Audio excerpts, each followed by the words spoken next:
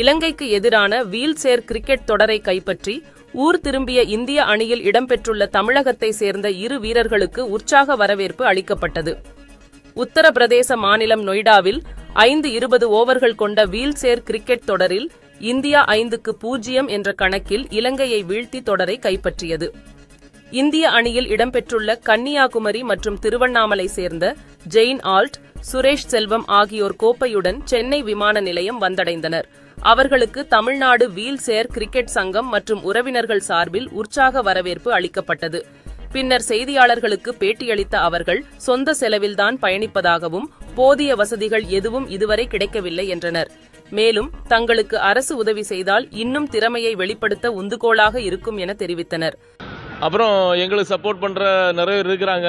ஆனால் என்னென்னா எங்களுக்கு போதுமான அடிப்படை வசதிகள் ஒன்றும் இல்லை. ஏன்னா கிட் இல்லை, அது மாதிரி பேட் இல்லை, பால் இல்லை.